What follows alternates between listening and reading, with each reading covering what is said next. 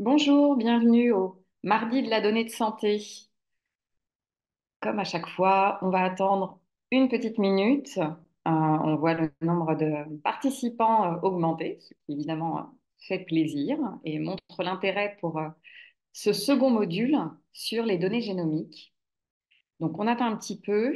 Bienvenue à ceux qui viennent d'arriver au Mardi de la donnée de santé. On va pouvoir faire bientôt un tour de table, sachant que nous sommes nombreux aujourd'hui pour pouvoir vous parler de ce sujet, donc des données génomiques, dans le cadre en particulier de la recherche, le module précédent ayant porté sur les données génomiques dans le soin. Alors, pour avancer un petit peu, sachant que nous sommes nombreux, je vais procéder à un tour de table. J'appellerai chacun des orateurs et vous pourrez donc vous présenter très rapidement et présenter aussi donc ce que vous faites et votre institution. D'une certaine façon, je vais commencer. Donc moi, je suis Caroline Guillot, directrice citoyenne au sein du S-Data Hub. Et donc, nous avons composé en grande partie ces modules, dont celui-ci sur les données génomiques pour la recherche. Et évidemment, on ne l'a pas fait seul, on l'a fait avec beaucoup de contributeurs qui sont présents aujourd'hui. Donc, je propose ce tour de table. Alix, peut-être tu commencer. Oui, bonjour à tous. Du coup, Alix Lemarié. Donc, je suis juriste au service de la santé de la direction de l'accompagnement juridique de la CNIL. Et donc, voilà, j'ai travaillé avec mes collègues à l'élaboration de ce module. Merci beaucoup. Alban, Bonjour à tous, je suis Alban Lamine, je suis responsable de la bioinformatique et assistance publique des hôpitaux de Paris, donc tout ce qui est traitement des données de génomie dans le cadre du soin. Je suis responsable informatique bioinformatique de Sequoia, un des deux laboratoires du plan France Médecine Génomique 2025 et depuis peu de temps directeur opérationnel de la Banque nationale des maladies rares. merci. Marjolaine, Donc, bonjour, je suis Marjolaine Willems, je suis responsable du service de génétique clinique au CHU de Montpellier. merci. Philippe Jean, Philippe Jean Bousquet, bonjour à tous. Moi, je dirige le CAD, qui est le collecteur analyseur de données, une structure du plan France Médecine Génomique qui a pour objet de récupérer les données de génomique et de la recherche. merci beaucoup. Julien, Bonjour, je m'appelle Julien Thévenon, moi, je suis médecin généticien au CHU de Grenoble et je représente ici la plateforme Oragen, un des deux laboratoires producteurs de données génomiques. merci beaucoup. Frédéric, Bonjour à tous, je suis Frédéric Novak et je suis la coordinatrice du plan France Médecine Génomique 2025. merci beaucoup. Axel, Bonjour à tous, Axel Menu, je suis médecin spécialisé en informatique médicale et je travaille à la direction médicale du Health Data Hub. merci. Arthur, Oui, bonjour à tous. Je suis Arthur Dauphin, chargé de mission numérique en santé chez France Santé, Union d'associations de patients et d'usagers de la santé. Claude, Bonjour à tous, donc Claude Gissot, donc je travaille à l'adresse au ministère de la Santé, direction recherche, études et évaluation et statistiques, et je suis particulièrement le sujet de données de santé pour le ministère. merci beaucoup. Et une autre personne que vous ne voyez pas, mais qui est toujours derrière l'écran et qui participe à la bonne organisation de ce webinaire, c'est Kenan. Donc, merci à lui aussi d'être présent. Nous allons pouvoir démarrer. Donc, pour rappel, nous avons eu un premier module qui s'est tenu et qui est d'ailleurs accessible en ligne sur la génomique en pratique. Et aujourd'hui, le module est vraiment consacré aux données génomiques pour la recherche. Donc, on va vous pitcher tout cela à peu près en 30 minutes et il y aura 15 minutes d'échange grâce aux questions que vous pouvez poser directement dans le chat. Donc, n'hésitez pas à le faire tout au long de cette présentation et on y répondra autant que faire se peut pendant le quart d'heure de fin de ce webinaire. On peut passer. Et je crois que c'est Alix qui démarre. Oui, tout à fait, en effet. Donc, Et c'est Arthur. Ouais. enfin, j'allais dire, voilà, moi, je prenais la suite, mais Merci Caroline du coup pour cette introduction. Et donc on va, comme on le fait habituellement pour les mardis de la donnée de santé, repartir de ce qu'on a dit aussi précédemment lors du module, mais de repartir du parcours et bien finalement d'un patient, de quelqu'un, on va dire, de réel en tout cas. L'idée c'est de reproduire ça. Donc on a Louise qui est patiente, elle est étudiante en droit, elle habite dans le centre de la France et elle a consulté le docteur Adam pour réaliser une analyse génétique. Le docteur Adam, lui, il est généticien dans un centre de référence maladies rares et on a aussi, vous allez voir, le docteur Justine, qui est chercheuse, elle, en génomique et maladies rares. Donc, dans le contexte de cette formation, l'idée est surtout d'essayer de vulgariser au maximum. Donc, c'est pour ça qu'on s'appuie un petit peu sur le parcours de ces différentes personnes pour vous expliquer et vous illustrer un petit peu comment l'utilisation des données génomiques peut se faire en recherche.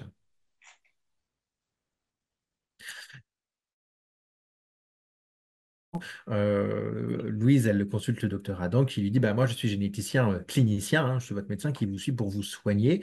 Je ne suis peut-être pas le mieux qualifié pour vous fournir des explications très détaillées sur la réutilisation de vos données génomiques pour la recherche. Et donc du coup, il va lui introduire docteur Justine, chercheuse en génomique et maladies rares, qui du coup, en tant que première intéressée, pourra mieux lui répondre. Et donc, le docteur Justine, justement, elle est généticienne, médecin aussi, et chercheuse en génomique et maladies rares. Et dans le cadre de ses projets de recherche, elle travaille principalement avec des données génomiques qui sont déjà générées, c'est-à-dire qui existent déjà, celles des dossiers médicaux de patients, comme celui de Louise. Mais avant toute chose, évidemment, on fait pas n'importe quoi de ces données. Et donc, c'est là où on va passer la parole à Alix Lemarrier, qui va nous rappeler du coup le cadre réglementaire, justement, par rapport à l'utilisation de ces données. Tout à fait. Donc, tout d'abord, le cadre réglementaire pour la réutilisation des données génomiques ou des échantillons biologiques dépend de la finalité du projet. Il existe deux cas de figure distincts, donc la réutilisation de ces données pour la même finalité ou la réutilisation de ces données pour une autre finalité. Je vais commencer par le premier cas, donc celui de la même finalité. On entend par ce terme même finalité, par exemple, l'utilisation d'une note technique ou la confirmation des résultats. Et en fait, lors du prélèvement initial, il est demandé à la personne, donc Louise, de donner son consentement quant à la réutilisation de ces données pour la même finalité. Et si la personne y a consenti, dans ce cas-là, il y a deux cas de figure. Soit il s'agit de la même équipe qui réalise la nouvelle analyse, auquel cas il ne sera pas redemandé de nouveau consentement.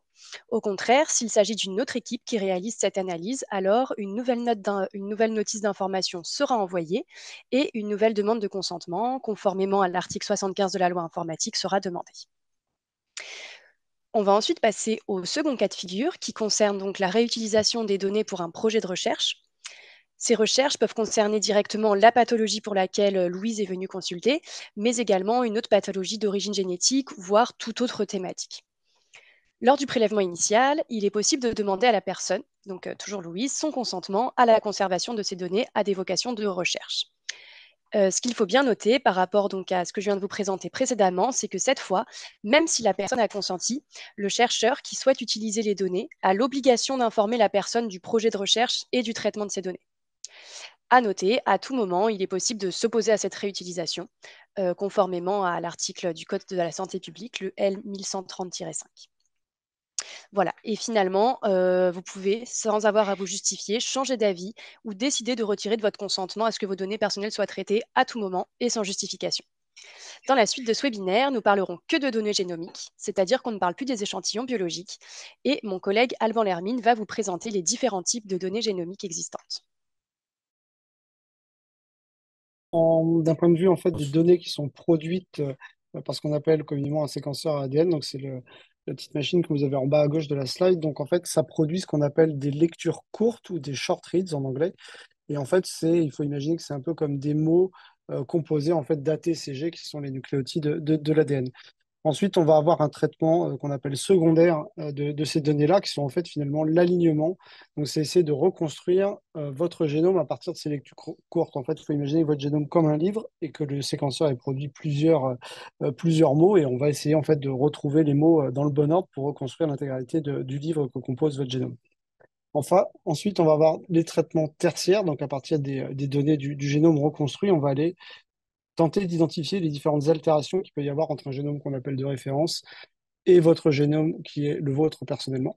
Et on va aussi annoter à l'aide des informations qui sont connues comment dire, des bases de données publiques, etc.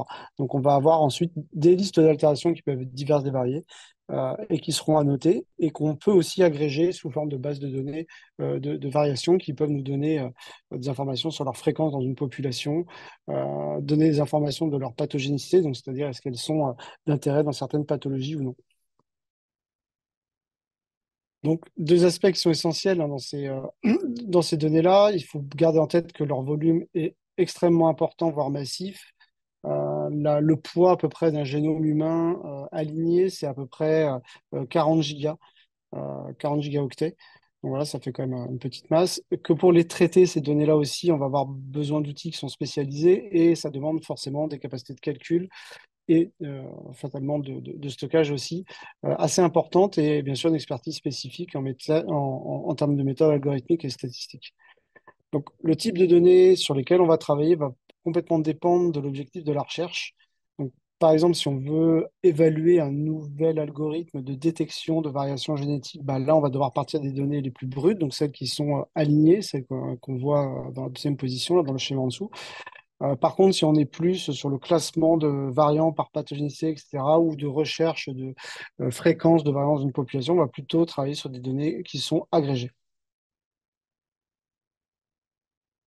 Donc, du coup, je vais pouvoir passer la main à Marjolaine Williams sur la thématique donc, de la diversité des projets de recherche qu'on peut avoir. Donc, on peut imaginer un premier projet de recherche qui serait d'évaluer la sévérité de la maladie associée à un variant pathogène, et un second projet de recherche qui serait l'identification de nouveaux variants qui sont liés à la pathologie de Louise. Donc, on va parler du premier projet de recherche, effectivement, où on va évaluer la sévérité d'une maladie qui est associée. On a déjà pu caractériser un variant, c'est-à-dire qu'on a déjà pu déterminer qu'on était bien dans un variant pathogène qui crée une maladie, mais on va essayer de comprendre pourquoi certains patients vont exprimer ce qu'on appelle un phénotype, c'est-à-dire des symptômes qui sont différents alors qu'ils ont un variant pathogène dans le même gène. Donc, la problématique, c'est d'évaluer pourquoi certains variants sont associés à des formes graves et d'autres à des formes moins sévères où on va avoir moins d'expression de la maladie. Donc, on peut partir de l'idée que le type de variant du patient, en fonction de sa localisation dans le gène et de son type, s'il change le sens ou s'il arrête la production de protéines, peut expliquer des symptômes différents. Et donc, l'idée, ça va être de pouvoir développer des algorithmes pour classer les variants en fonction des informations du patient à la fois, et à la fois des connaissances médicales et scientifiques qu'on peut avoir sur les différents variants. Alors, pour évaluer la sévérité de cette maladie, on va agréger des données à la fois génomiques et puis des données cliniques de patients associées à des données de référence. Donc, les données génomiques des patients, donc c'est ce que vous a expliqué Alban, on va les collecter à ce moment-là. On va comparer ça avec les différentes données cliniques des patients. Donc, il faut recenser très minutieusement leurs caractéristiques cliniques, leurs antécédents personnels et familiaux, les caractéristiques phénotypiques, c'est-à-dire ce qu'on observe comme manifestation au sein des différents organes, et la sévérité de ces derniers. Et donc ça, on va les codifier un petit peu en signes cliniques qui vont pouvoir être réutilisés et comparés entre les différents patients. Et puis, les données génomiques, on va les comparer à tout ce qui est déjà connu, donc les données génomiques de référence qui concernent le gène étudié et des variants connus. Alors, où trouver toutes ces données, à la fois pour les patients et les données génomiques? En fait, il y a déjà des bases de données qui existent et qui vont être des ressources qui vont nous permettre effectivement d'évaluer, d'effectuer ces corrélations, ce qu'on appelle ces corrélations génotype-phénotype.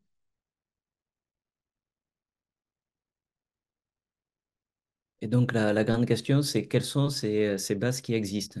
Alors, le premier type de base de données qu'on peut trouver, ce sont des bibliothèques.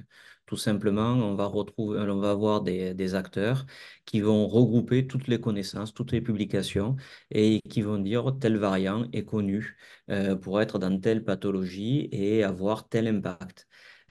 Parmi ces bases de données, on a ClinVar, où on a des cifers et on a les organismes qui les portent, qui sont cités dans la diapositive. Ça permet d'avoir une vision qui est une vision mondiale et de pouvoir avancer. Ensuite, on pourrait se dire sur des bases de données qui existent. Et une des bases de données qu'on vous a déjà présentées, c'est la BNDMR, la Banque nationale qui est sur les maladies rares. Hop, voilà, ça y est, dans la bonne diapo. Et qui a l'avantage de regrouper les signes cliniques des personnes qui sont atteintes de maladies rares en France avec les variants qui ont été identifiés. Et donc, on a bien cette corrélation entre les symptômes, l'évolution de la maladie et la génétique.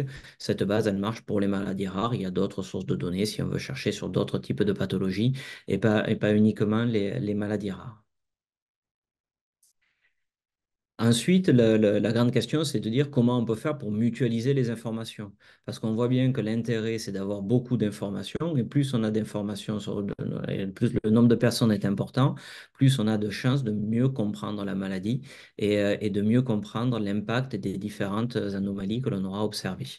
Et ces données, elles peuvent être collectées dans un entrepôt de données national, qui est le CAD, le collecteur analyseur de données, et qui a pour objectif de regrouper toutes les données qui sont séquencées dans le cadre du plan France Médecine Génomique, mais aussi dans d'autres cadres. C'est la plateforme Sequoia, mais c'est également la plateforme Oragen. Ce sont les deux grandes plateformes nationales qui permettent d'envoyer ces informations et qui les envoient également associées à des données cliniques. Bien entendu, le lien est fait avec d'autres bases de données, comme comme la base de données la BDMR sur les maladies rares, qui va pouvoir être alimentée par des éléments qui auront été identifiés au niveau du CAD ou qui auront été identifiés par d'autres moyens, bien entendu, pas uniquement par le CAD.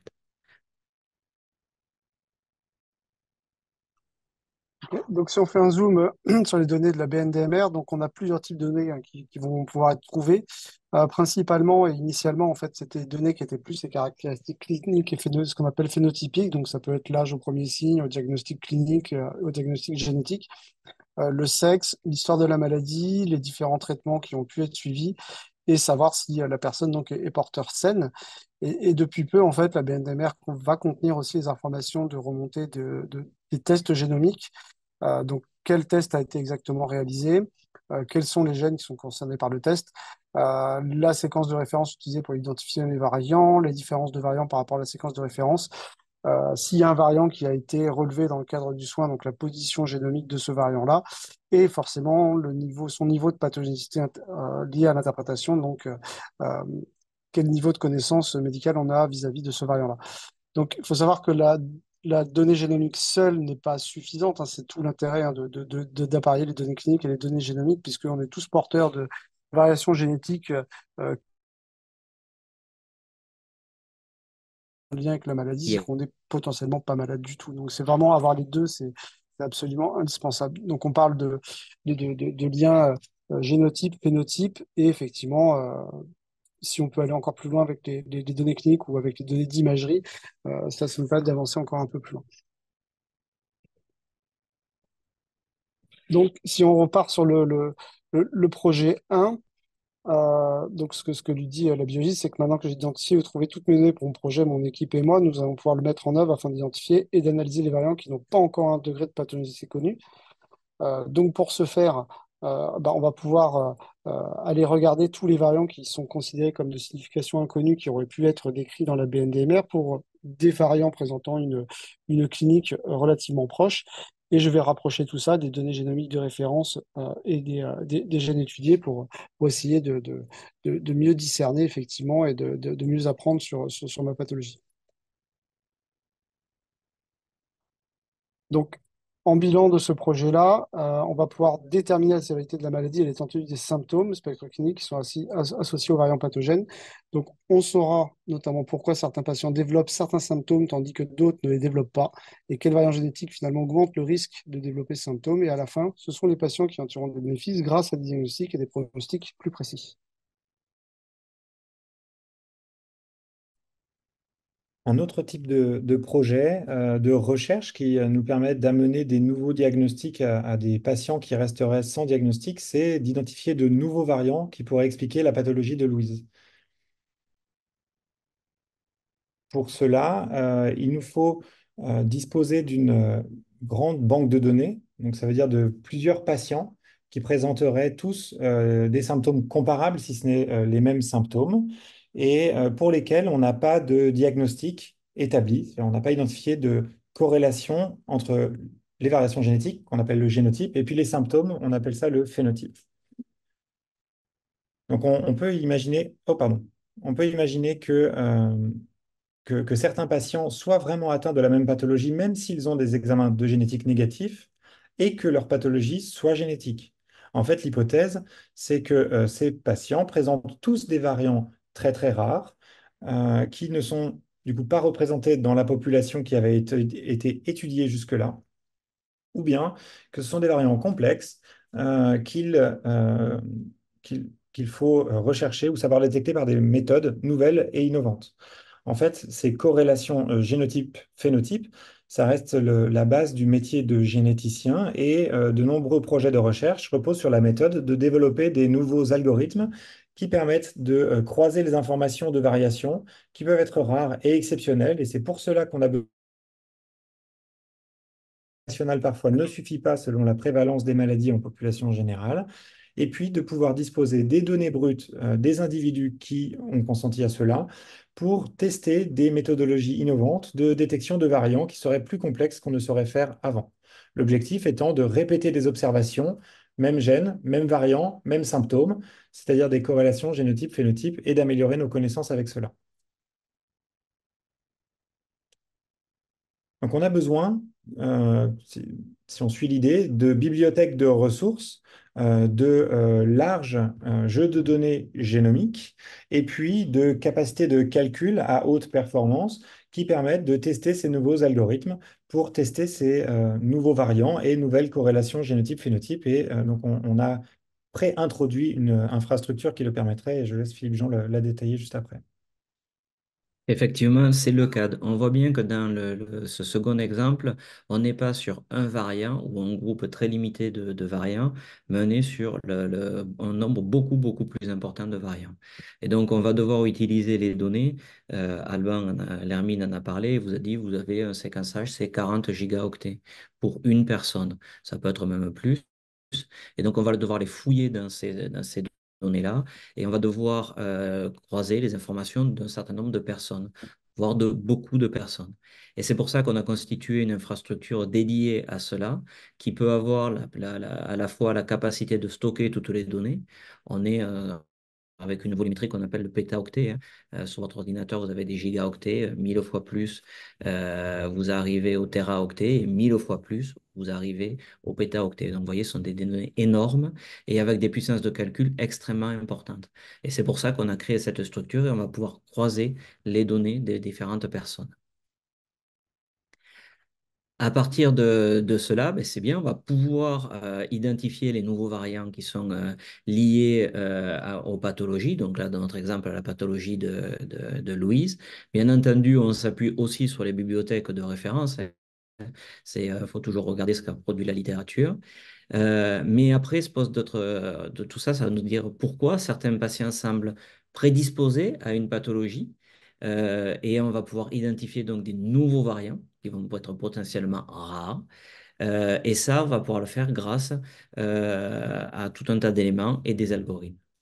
Mais aussi, on sait que les personnes qui jusqu'à présent ne pouvaient pas avoir de diagnostic, ben maintenant, on va pouvoir identifier leur diagnostic.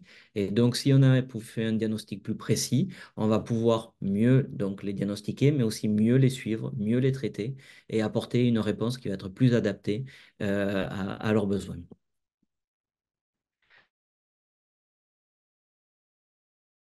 Des données de génomique en pratique, mais il y a, au travers de ces deux projets, de ces deux exemples, un certain nombre de questions. Qui utilise les données de génomique? Qui produit ces données de génomique? Et aussi qui facilite la mise en œuvre de ces projets. Et donc ça, c'est ce que va vous expliquer Frédéric Novak. Merci Philippe Jean. Donc, concernant les utilisateurs des données génomiques pour des projets de recherche, ce sont principalement des chercheurs qui ont besoin de ces données pour réaliser leurs projets. Ces chercheurs étant des scientifiques pouvant être parfois aussi également cliniciens. Alors, qui produit les données? En fait, on a deux grands types de sources de données. Les premières, ce sont les données qui ont été produites dans le cadre du soin. Donc, ce sont les tests qui ont été prescrits, comme par exemple pour Louise, et qui peuvent être ensuite réutilisés pour la recherche. Et donc, les laboratoires qui réalisent le séquençage sont en quelque sorte également des producteurs de données. Donc, ces laboratoires, ça peut être des laboratoires dans les hôpitaux, en particulier dans les centres hospitaliers universitaires. Ça peut être également des laboratoires privés. Et puis, ça peut être aussi les laboratoires du plan France Médecine Génomique, donc Oragen et Sequoia. Et puis, certaines données sont directement produites dans le cadre de la recherche par des grands centres qui sont dédiés au séquençage, mais uniquement dans le cadre de la recherche. Donc, en France, on peut citer le Centre national de recherche en génomique humaine, le CNRGH, ou encore le réseau de laboratoires et de plateformes de séquençage France Génomique. Ensuite, comme ça a été dit plusieurs fois au cours de cette présentation, les données génomiques sont à la fois volumineuses et gourmandes en calcul. Donc en fait, pour les analyser dans le cadre de la recherche, on a le plus souvent deux options. La première, c'est que le laboratoire de recherche dispose d'une capacité de calcul suffisante et peut le faire en interne, ou alors il faut faire appel à des plateformes d'analyse spécialisées, et le CAD, donc le collecteur analyseur de données, en est un bon exemple. Donc, c'est une infrastructure qui permet de faire à la fois le partage de données provenant de différentes sources et de mettre en œuvre des projets collectifs. Et je vais laisser la parole à Axel qui va vous expliquer qu'on peut aller plus loin avec en particulier le SNDS. Merci Frédéric. En effet, on a beaucoup parlé de la réutilisation des données génomiques, mais les chercheurs, pour répondre à certaines questions, pour compléter la caractérisation phénotypique des patients porteurs de certains variants associés à des variants, et aussi analyser les parcours de soins des patients avant le diagnostic, avant la période où le variant où les variants sont identifiés, et pour étudier aussi le parcours des patients après l'identification des variants. Les chercheurs peuvent avoir besoin d'enrichir les bases de données génomiques, les bases de résultats d'analyse génomique à partir d'autres bases de données. On a la chance en France de disposer d'un système national des données de santé qui est exhaustif sur la population française pour le remboursement des soins assurance maladie en ville, à l'hôpital, et qui intègre les causes médicales de décès. Et le SNDS élargi intègre également des registres, des cohortes, des bases de données d'intérêt qui ne sont pas forcément exhaustives, qui peuvent être exhaustives ou pas sur la population française, mais qui portent des informations riches en cancérologie, par exemple, ou sur les maladies rares. Et donc, apparier les bases génomiques à des bases du SNDS, ça permet vraiment des études plus poussées, et on peut particulièrement mettre en avant une base qui a déjà été évoquée plusieurs fois pour les maladies rares. La Banque nationale des maladies rares fait partie du catalogue du SNDS. Techniquement, ça veut dire que la BNDMR est techniquement est enrichi de la clé de chaînage qui permet de chaîner au SNDS, et donc c'est une modalité technique qui facilite la réutilisation des données de la BNDMR, et en particulier leur appariement à d'autres données génomiques qui ne seraient pas déjà incluses, les éléments qui ne sont pas déjà inclus dans cette base. Pour terminer, deux points qu'on souligne. La réutilisation des données du SNDS est soumise aussi à un processus d'autorisation et il y a un cadre réglementaire strict. On a déjà parlé du cadre des données génomiques. L'appariement d'une base génomique à un sous-ensemble du SNDS s'inscrit aussi dans un cadre juridique strict. Et pour ceux qui voudraient aller plus loin, pour le SNDS, qui n'auraient pas déjà écouté les webinaires proposés par le HDH sur ce système de données, dans cette diapo, en bas de diapo, vous retrouvez le lien qui vous renvoie vers la page du site Internet avec les diaporamas dédiés.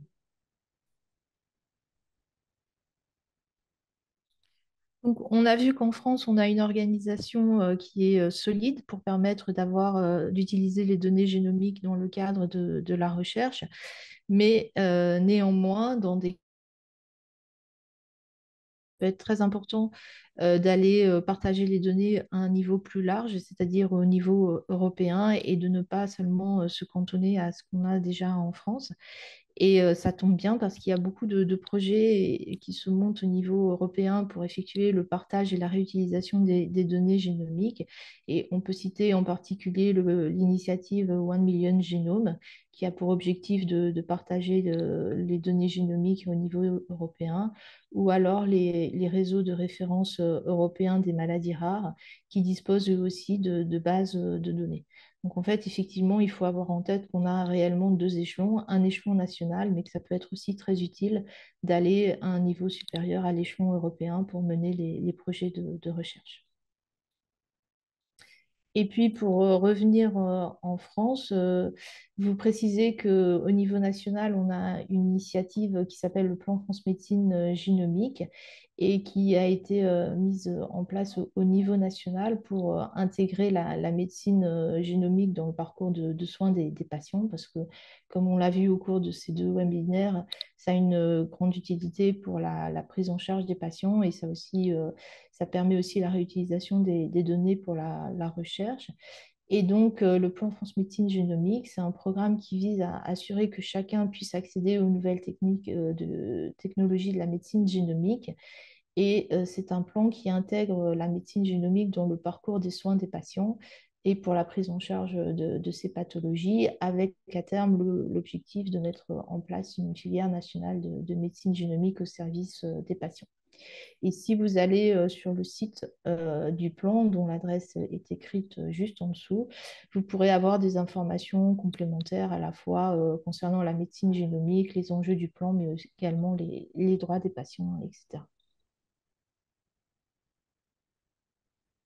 Merci beaucoup. Merci donc à tous les orateurs pour cette belle présentation. Il y a eu pas mal de questions, certaines ont déjà été répondues. Bon, on va pouvoir quand même les reprendre. Il y en a certaines qu'on peut regrouper. Ça pourrait concerner notamment Alix, si tu as quelques éléments de réponse ou d'autres parmi vous qui voudraient prendre la parole.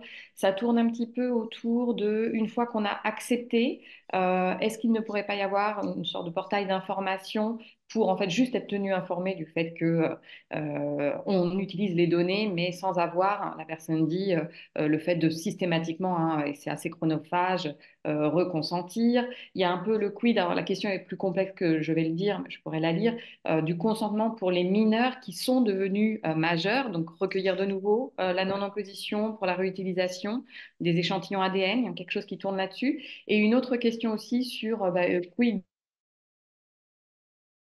bonne fois pour toutes, sans avoir systématiquement à le redonner.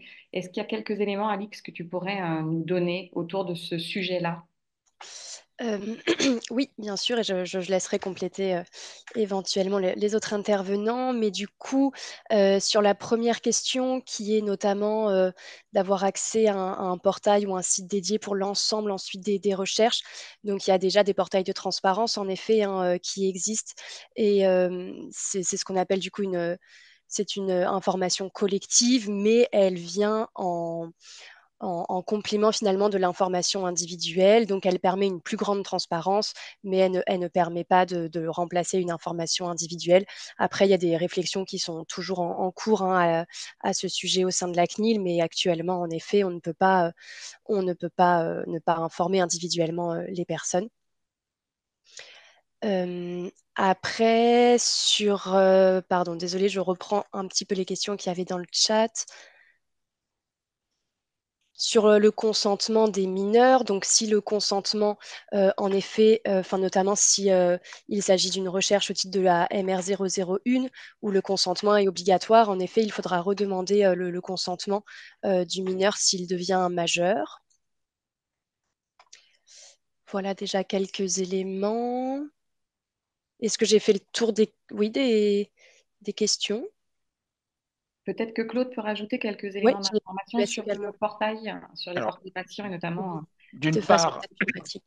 D'une part, effectivement, on travaille évidemment avec la CNIL et puis ça faisait l'objet, entre guillemets, d'un certain nombre de rapports que certains ont pu voir en début d'année 2024. Et donc, l'idée, évidemment, c'est de simplifier le parcours du patient sur l'exercice de ses droits, à la fois quand il les demande et à la fois pour savoir ce qui se passe, hein. Et c'est pour ça que le portail de transparence a une importance majeure dans cette affaire-là, pour amener finalement cette transparence d'utilisation des données de santé. Je dis des données de santé de manière générale. Les données génomiques, comme on l'a vu, sont des données qui sont un peu particulières et donc ça peut nécessiter d'avoir des équilibres entre les demandes, en tout cas pour essayer d'équilibrer correctement entre les données qu'on utilise et les droits et l'exercice des droits et le consentement qui est certainement plus important dans le cas des données génomiques, enfin, de manière générale. Et donc, il faut là aussi qu'on ait créé des équilibres pour faciliter la recherche tout en préservant les droits des patients. Donc, cet équilibre-là, il est d'abord pas facile à trouver, forcément. Il est aussi mouvant dans le temps parce que on voit bien que mais socialement et d'une manière générale, la société évolue et que donc il faut prendre en compte ça. Et, et donc, c'est évident qu'il faut être très, très attentif à cet équilibre-là, tout en cherchant à faciliter l'usage pour la recherche, comme ça a été montré aujourd'hui, qu'il y a beaucoup de nombreux cas d'usage et par ailleurs, il y a beaucoup de perspectives très intéressantes pour la prise en charge des patients, notamment dans certaines maladies qui sont très liées aux aspects génétiques, bien entendu. Mais là, je parle sans connaissance particulière, alors que j'ai autour de moi des gens qui connaissent ça parfaitement, donc je m'arrête là. Merci beaucoup. Il y a aussi des questions qui portent un petit peu plus sur les structures, disons-le de cette façon, et une qui est vraiment intéressante. Je pense qu'il faudrait prendre le temps. Alors, on y a déjà un petit peu répondu dans le chat, mais peut-être reprendre le temps de cette pédagogie à expliquer la différence entre CAD et BNDMR. Et la personne a bien raison de dire concrètement. Donc, est-ce qu'on peut redonner un petit peu cette matière, s'il vous plaît? Julien avait commencé quelques mots, mais qui veut prendre la parole? Ouais, je peux commencer, Albin finira s'il veut. Ce sont deux structures qui sont complémentaires. Dans le cadre de la Banque nationale des maladies rares, son objectif, c'est d'avoir tout un tas d'informations cliniques sur la personne. Et donc, il y a des sets minimaux de données qui sont collectés et centralisés. Donc, sur les différentes maladies rares, vous allez avoir ces informations-là. Ensuite, la BNDMR collecte le ou les variants qui auront été identifiés comme étant pathogènes et vient associer cette information. Donc, on peut avoir pour tout un tas de personnes pas de variant et pour certaines personnes une donnée génétique très précise disant il y a cette maladie. Donc, pour résumer, ça porte sur les maladies rares. Vous avez des données cliniques qui peuvent être suivies dans le temps et vous avez le ou les variants qui sont pathogènes. Le CAD, lui, est une structure qui porte sur toutes les analyses génétiques qui sont faites. Donc, ça peut porter sur le cancer, ça peut porter sur les maladies rares, ça peut porter également sur le diabète, sur le cardiovasculaire, etc. Donc, ce n'est pas limité aux seules maladies rares. Il y a pour le moment un certain nombre de pré-indications qui ont été identifiées, qui sont accessibles sur le site du plan France Médecine Génomique pour tout ce qui est le séquençage fait dans ce cadre-là. Donc, vous avez plus de pathologies. Ensuite, le CAD récupère l'ensemble des données génétiques, c'est-à-dire ne se limite pas à un variant, mais avoir l'ensemble du génome. Donc, on va répondre à d'autres types de questions quand on va être plus dans la fouille génétique pour savoir si tel ou tel variant a un impact ou pas. Et les données cliniques qui sont présentes au niveau du CAD sont moins importantes que celles que vous allez retrouver sur le site, enfin, dans la base de maladies rares, où il y a plus d'informations cliniques pour le moment. Voilà. Mais après, le but, c'est de ne pas avoir des silos, mais c'est de pouvoir travailler en collaboration de données pour pouvoir, ce qu'on appelle minimiser les risques et minimiser les données, hein, c'est-à-dire pas tout mettre au même endroit, mais pouvoir s'appuyer sur les différents endroits. Voilà, j'espère que c'était clair et compréhensible. Et si Albin, tu veux compléter. Ouais, pas grand-chose à compléter, mais globalement, ouais, il faut imaginer aussi que la Banque nationale des maladies rares contient aussi, enfin, toutes les maladies rares ne sont pas d'origine génétique, même si c'est une grande partie, mais c'est pas toutes. Donc, il y a aussi des patients qui n'auront pas de test génétique associé, mais là, ça nous intéresse moins là, dans le cadre de ce webinaire. Et sinon, c'est plutôt on peut aussi considérer la typologie de projet qu'on peut envisager à partir d'une ou l'autre base de données. Je dirais que avec la BNDMR, on va plutôt être sur on va dire des typologies de recherche plus proches de l'épidémiologie que de la recherche entre guillemets fondamentale en génomique, parce qu'on comme on dispose pas des données les plus brutes possibles, donc celles qui consistent en l'intégralité des génomes de tous les individus pardon, séquencés. Ça, c'est plutôt côté du cadre qu'il faut le voir. Donc voilà. Merci beaucoup. Il y a aussi une autre question donc, à laquelle on a répondu, mais je pense aussi que ce serait pas mal de le redire, enfin, d'y répondre là oralement.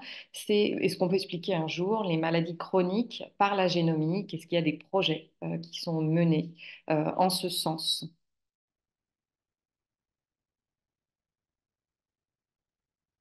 Peut-être Julien, Je peux un petit peu. continuer, poursuivre un tout petit peu la réponse que j'ai essayé de mettre dans le chat en quelques mots. Il existe beaucoup d'initiatives sur la médecine prédictive basée sur la génomique, qui nécessitent de larges populations et qui permettent en l'état actuel de fabriquer ou d'identifier des endroits du génome qui, dans leur association en degrés variables, peut prédisposer une population à avoir un surrisque par rapport à une autre population. Donc, ces scores de prédiction polygénique ou ces scores de risque polygénique euh, sont applicables à différents cas de pathologie et dans la littérature, on en trouve beaucoup depuis quelques années. Ils sont intéressants pour stratifier du risque au sein de populations et c'est bien plus difficile aujourd'hui de se dire qu'ils pourraient avoir une valeur individuelle pour se dire si moi je suis porteur de telle association, alors j'ai un risque 3 fois supérieur de développer quelque chose en se disant qu'il pourrait y avoir donc des mesures préventives euh, ou médicales qui soulagent ce risque ou le fassent redescendre à celui de la population générale, voire en dessous. C'est-à-dire qu'il reste encore beaucoup de routes de fiabilité scientifique pour ce type de modèle avant que ça puisse avoir un impact sur le soin. Ça, c'est pour le côté scientifique. Et puis pour le côté compréhensible et explicable aux patients, dans le premier webinaire, on a beaucoup insisté sur l'importance de l'information. Et déjà, dans le cas d'une maladie monogénique, euh, a bien compris ce qu'on voulait. Alors, si on arrive à expliquer des modèles biostatistiques dans une constellation de génétique, il faut qu'on ait une ambition pédagogique plus importante au collège et au lycée que ça n'est permis aujourd'hui. Merci beaucoup. Peut-être une dernière question, une personne qui la pose 2 fois. Peut-être que aussi la réponse n'est pas totalement évidente. C'est le citoyen a-t-il le droit d'avoir une copie de ses données génomiques afin de les partager avec d'autres médecins et chercheurs?